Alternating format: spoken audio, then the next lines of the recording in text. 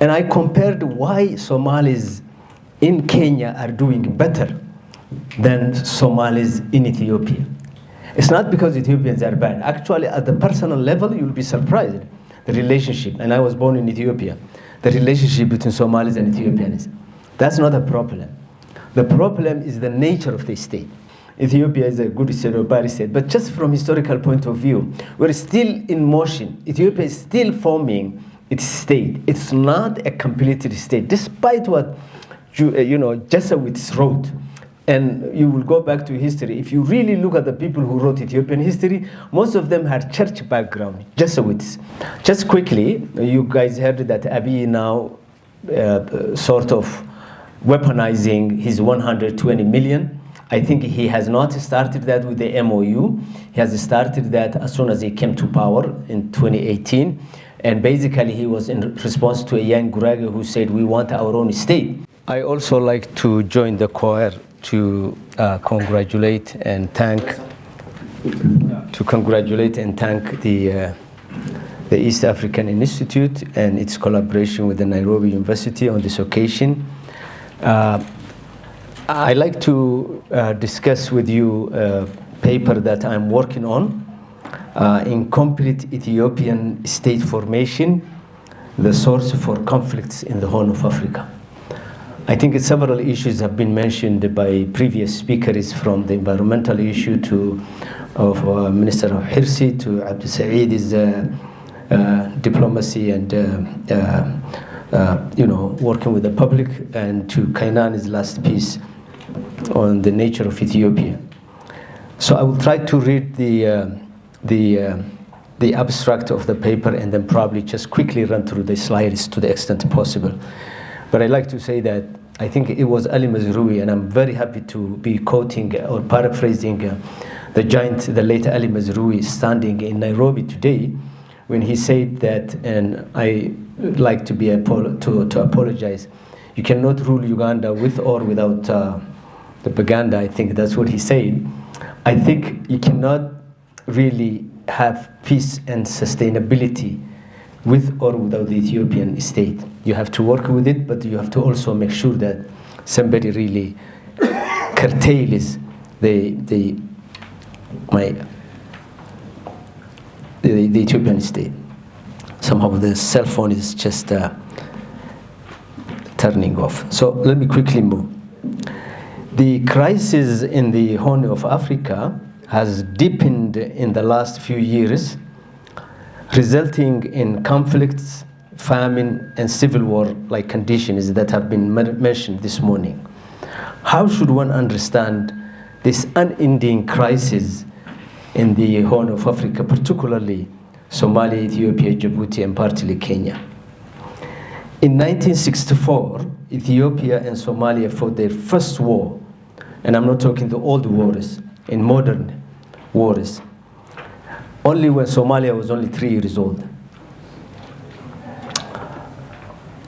In 1974, the biggest famine took place in Ethiopia, northern Ethiopia, and then 1984.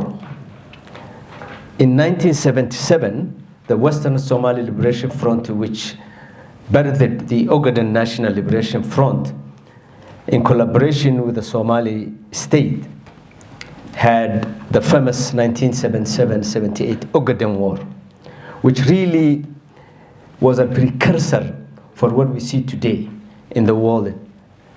Unadulterated interventions of big powers. And if some of you remember, the Warsaw involvement in the Ogaden War was never seen before. The entire Warsaw Pact members came to the Ogaden and ejected Somalis and the Western Somali Liberation Front. That's when Ethiopia's debt crisis started. $10 billion that Ethiopia inherited, and those problems are today haunting Ethiopia. The question is, how should one explain the Horn of Africa's perennial state failure? Why are states in the Horn of Africa not functional? Particularly, I'm focusing Ethiopia and Somalia to an extent. In this paper, I will argue that this phenomenon can only be understood within the concept of incomplete or and failure nation states in the region. And as a result of that, we are having everything that has been described, whether it's the famine, the autocratic rulers that we have in the region, and the crisis. So partly responding to this condition is plus a long-standing dream to liberate the Western Somali Liberation Front. You have two contested ideas in the Horn of Africa. And one is the one that Somalis and others hold dearly, and the other one is the one that Ethiopia wants to keep, which is an empire state. And I think it's very interesting for political scientists and historians to understand that we don't have a uniform African states here. We have two forms of African states. One is an imperial state, and that's the Ethiopian state, just the same as England. Despite the fact that some African intellectuals have this, starting all the way from, Dubois and precursors, we have this notion of idealizing Ethiopia as the image that has never been colonized. But I think that also comes with its own issues that most Africans don't like to see, and that is Ethiopia is nothing but an imperial state. As much as England was an imperial state, as much as France and Italy and every European power was. And Ethiopia committed the same problems that others did. Ethiopia had slavery. The Shangillas have been sold back and forth until recently. It had also people that have been colonized, not only Somalis, but the Oromos, the Sidamas. So Ethiopia is a miniature of imperial state that exists within a largely neo-colonial, post-colonial region. And I compared why Somalis in Kenya are doing better than Somalis in Ethiopia. It's not because Ethiopians are bad. Actually, at the personal level, you'll be surprised. The relationship, and I was born in Ethiopia, the relationship between Somalis and Ethiopians, that's not a problem. The problem is the nature of the state. For instance, people are impressed with the success Somalis have in Kenya, both at the state participation as well as the business. Even some people decrying that Somalis have dominated business in Nairobi. Very good. I think that's American, Western, capitalism, which Somalis love. In Ethiopia, in Addis Ababa, despite 200 years of colonialism, there is no single hotel in Addis Ababa that a Somali owns. Those are the issues we like to really explain. Why? Why Somalis thrive in Zambia, in Minnesota, in everywhere, and not in Ethiopia? Because it has not been decolonized. Until and unless you decolonize, you will not have really. So I should just go to the slides. I will just. Am I right? Okay. So part of the article is to really see, as I said, going back historically to the nature of the state, and demystify some of the things that Westerners abundantly and kindly wrote about Ethiopia. The Peripulus of Eritrea is the first European account about Ethiopia. Guess what? There are only several areas that book mentions. It mentions Aksum, which was not part of Ethiopia. At that time, actually, there was nothing called Ethiopia. It was Abyssinia that came even late. They're just talking about the people that were there. They mention Aksum, which was far from Gondar, which is the Amara state, as we speak today. And the book says that often, every now and then, traders come and bring some goodies to Aksum to be shipped through the port. But they mention Somali civilizations abundantly, from Ras Hafun to Berbera to other Somali coastal areas. So Somalis were at that time as much active as Aksum was. So the Ethiopia that we talk, which Ethiopia really capitalized this book, The Peripulus of Eritrea, and most people don't read, is not really talking much about Ethiopia. It's talking about coastal people and mostly about Somali coastal areas. And then I was at the conference in the University of Miami, and one of the key speakers was talking about the big events in Africa. So he talks about Tedros, he talks about Minilik, he talks about everything, and I was a bit taken aback by, completely remaining oblivious to Ahmed Al-Ghazi, Ahmed Gurey, Somalis, who invaded from Adel all the way down to Masua and, Gondar and what have you.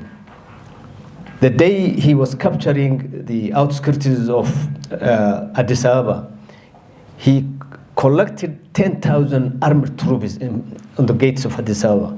10,000. Today, Somalia doesn't have 10,000. I'm not even talking about the Juran civilizations, which can match, and that's another history. But the fact is that the Somali who invaded, and that article, that speaker was talking about the events that changed Africa. Isman Dan Fodio, Sakature, Shaka the Great, and why he didn't mention Ahmed Al-Ghazi, who reconfigured the only empire in Africa, is only one thing. It's a Eurocentric, Euro-Christian view of Africa, particularly of the Horn of Africa, period. That's why you have dearth of literature about Somali and Somali history. And then Minilik comes. Very interesting, when you read the history of Minilik and Johannes, and it's the same time that Ahmed Wilwal is literally stopping the Oromo expansion, which he succeeded on the outskirts of Jigjiga and Harar, whereas all the Amara princes could not stop the Oromo invasion. To tell you that Somalis was a bit stronger at that time, and kept the Oromo invasion. And then all the way up to 1920, the Ethiopian who formed Ethiopia, the Johannes, the Menilik, were fighting as local chieftains, whereas the Sayyid Muhammad Abdullah Hassan was really taken into task several European powers, to a point where the Queen of England woke up one morning and said, "Who is this savage who's embarrassing me that I'm reading every morning when I wake up?"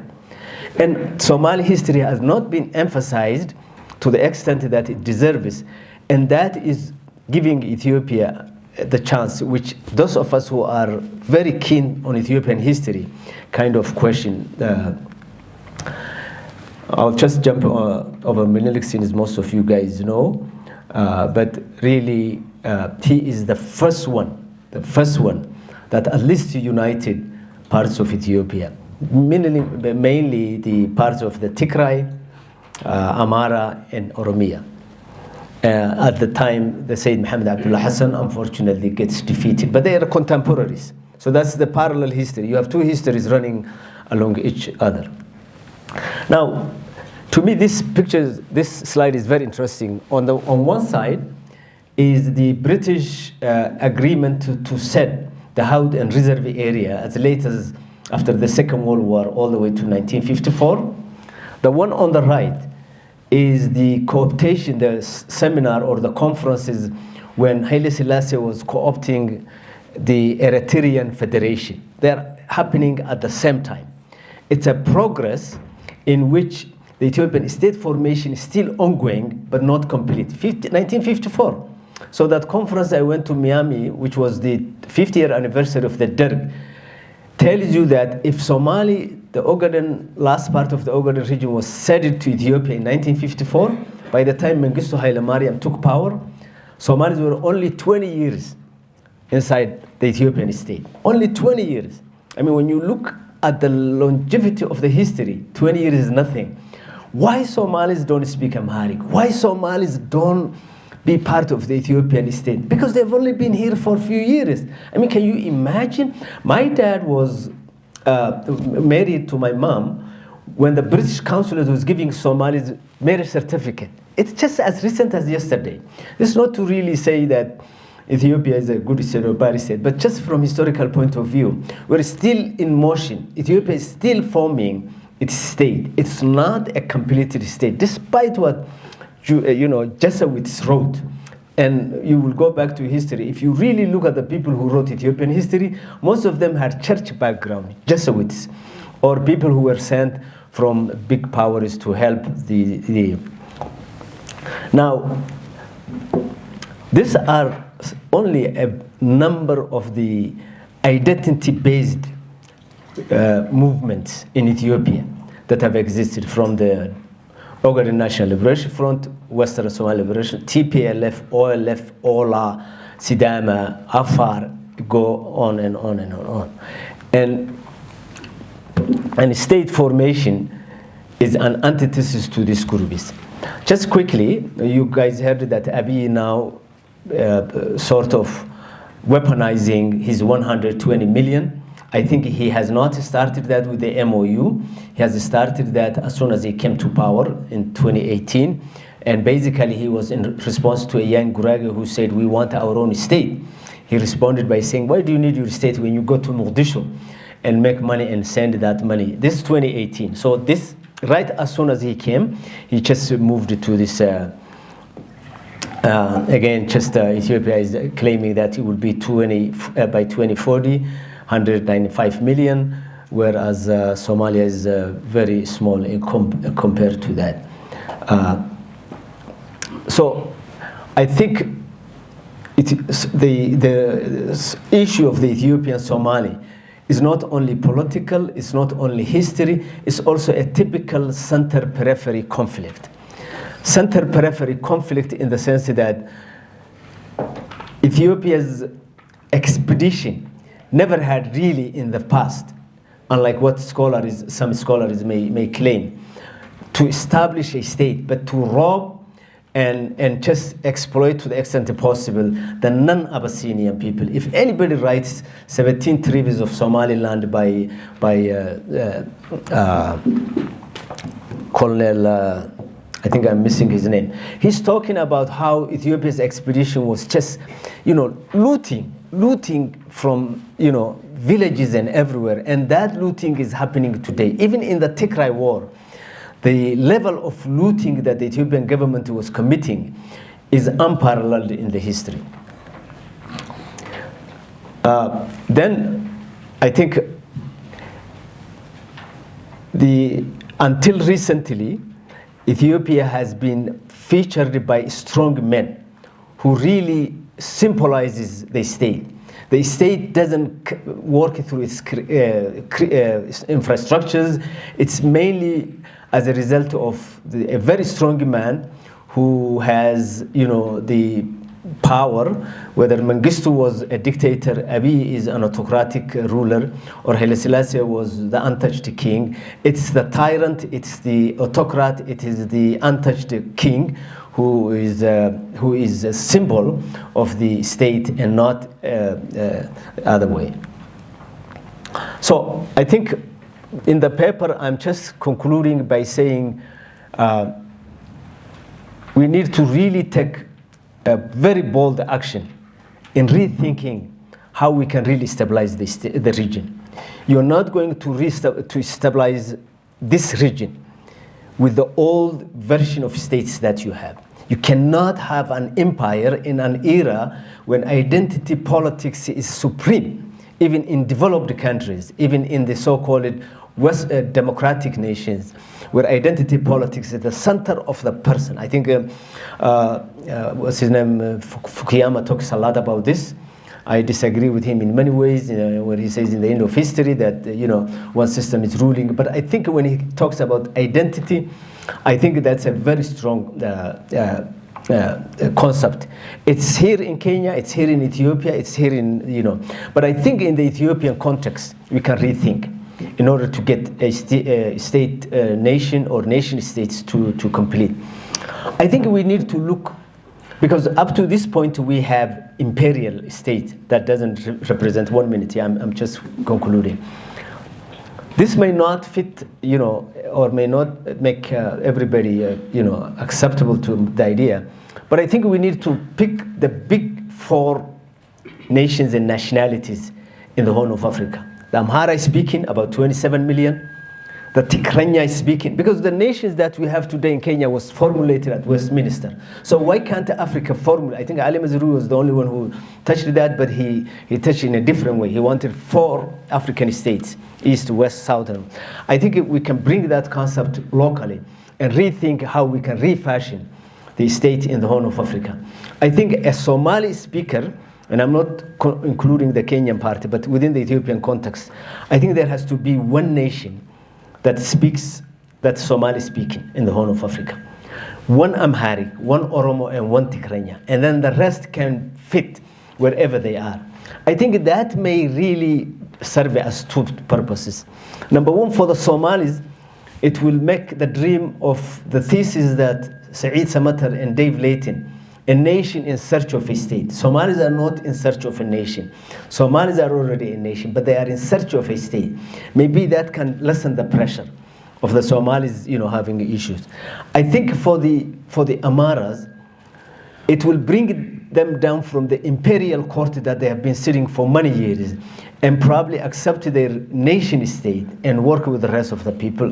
The Oromos may move from the victim level that they have experienced for generations to accept the 40 million Oromos to have something that they call the Oromo nation state, and then the Tigranya speaking, which has been really dilapidated because of a feud between 2 groups of Tigray and Eritrea, but still the same people. If we can find something in that formulation and then create a confederation, my thesis is that peace, sustainable peace, can be easily had, and that can lead us to manage and control famine, conflicts, and wars. With that, thank you very much. Thank you, sir. Thank you very much. Ladies and gentlemen, we now have a short break.